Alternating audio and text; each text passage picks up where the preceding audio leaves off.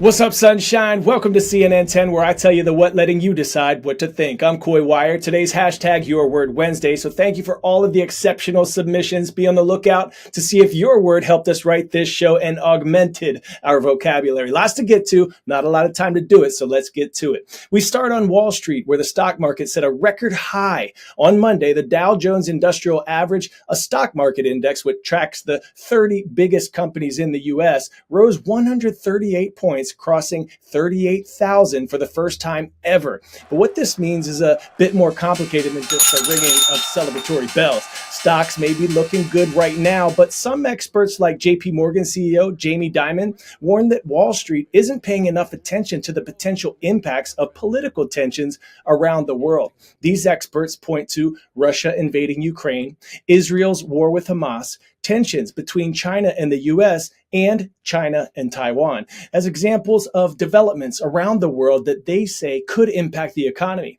And aside from what could happen, it's important to look at what's actually happening with the economy right now. You may remember recently our show examined how there is a disconnect between the current economic reality, which is looking pretty good, and its perception. Many Americans aren't feeling all that great about it. Despite avoiding a recession in 2023 and with positive employment numbers, a December CNN poll found that 71% of Americans said the economy was poor, but that may be changing. A recent survey from the University of Michigan showed that as inflation, or a rise in prices of goods and services, has slowed, Americans are feeling much better about the economy, 21% better than last year to be exact. And they also have the most positive attitude towards the economy since July of 2021. Of course, things could change, especially in an election year where perception can be everything. And if things do change, we'll have you covered on how and why right here on CNN 10. And you know us, we're not going to be sesquipedalian about it.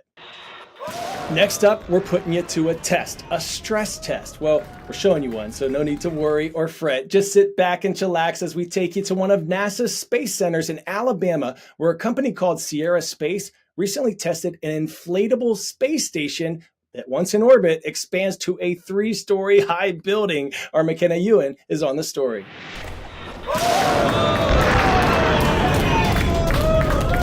A commercial space company burst its full-size space station module on purpose. Sierra Space conducted the test at NASA's Marshall Space Flight Center in Alabama. It was to measure the strength of its expandable structure. The company says the module, called a life habitat, is a place for living and working on a future space station. It launches on a rocket and inflates on orbit, and has to be strong enough to withstand the harsh environment of space. To test that, the soft structure was inflated until it failed. Sierra said it exceeded NASA's stress recommendation by 27%.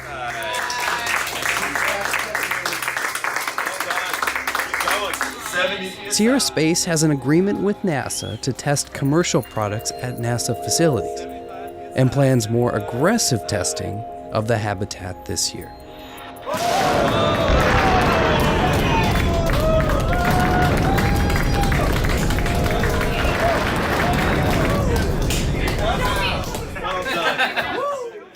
That story was on and popping. Next, we're talking AI, specifically what artificial intelligence could mean for your education. North Carolina recently became the 4th state to create official guidelines for using AI in schools. The guidebook says teachers can use AI to save time, helping with things like automating administrative tasks so they can focus more on actually teaching. And students, well, they can use AI tools to help them overcome certain hurdles, like voice to text, for example, could help some students who may face challenges while typing or writing. And translation tools could help some students who are still working to break down language barriers. North Carolina's main point of emphasis was that they feel it's important to incorporate AI in the classroom, but it's just as important to do so responsibly.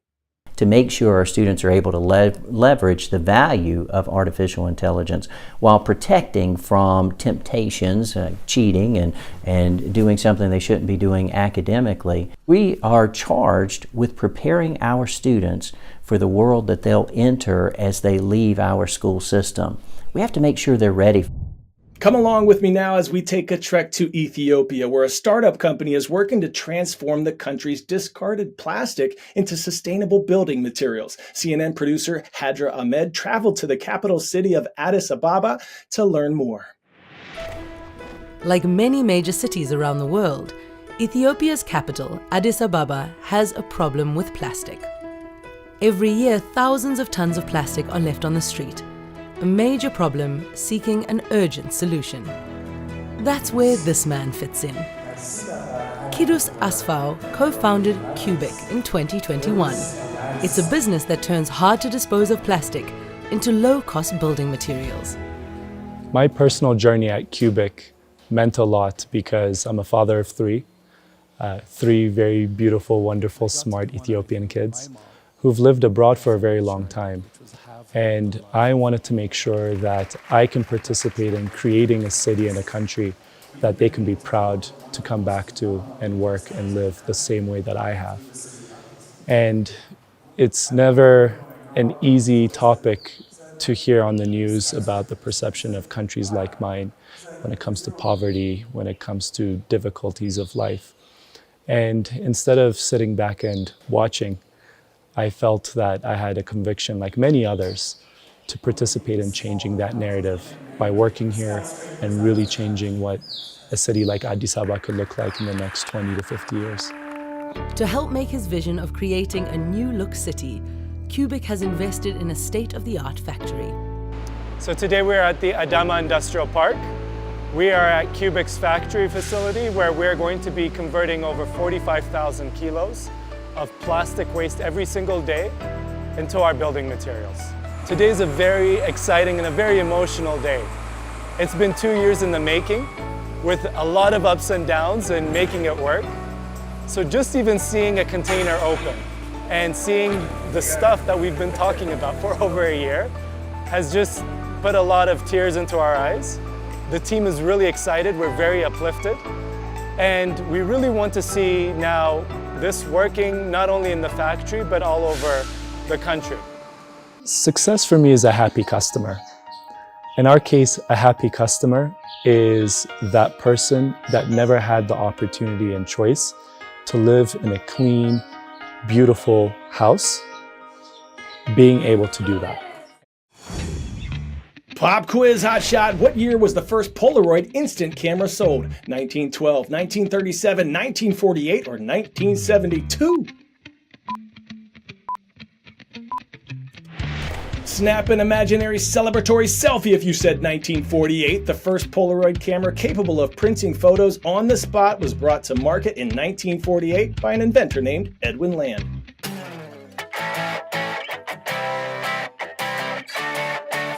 Today's story getting a 10 out of 10 is Slovenian photographer Andrea Ronek, 2023's Travel Photographer of the Year. She left people enthralled and enamored with dreamy photographs of European landscapes like this one of the hills in Tuscany, Italy, marinating in an enchanting mist. The contest featured more than 20,000 images submitted by photographers in more than 150 countries. Take a look at this picture from photographer Sam Turley capturing a moment between a young pangolin and its caretaker, Mateo, in Zimbabwe. The photographer noticed the pangolin always returns to Mateo when they attempt to release it back into the wild. And how about this image? It was taken by 14-year-old Caden Shepherd Choi. Caden won Young Travel Photographer of the Year. Her black and white photos show the Navajo people in Chinle, Arizona, collecting wool from sheep. All right, thank you for all of the hashtag Your Word Wednesday submissions, especially to Mr. Tate from Rowe Middle School in Milwaukee, Oregon. Today's word, sesquipedalian, an adjective meaning characterized by long words or long-winded. Thank you for making us smarter today. Shout out time now. Today we've got a shout out going to Del Mar Middle School on the border of Delaware and Maryland, in a town that claims to be too big for just one state. Perfect size for a shout out though. We see you, Wildcats. And this shout out goes to the Vipers at Verado High School in Arizona. Thanks for slithering part of your day with us. Thanks to everyone who subscribed and submitted on our CNN 10 YouTube page. Have an awesome day. Make it a great day. I'm Coy Wire, and we are CNN 10.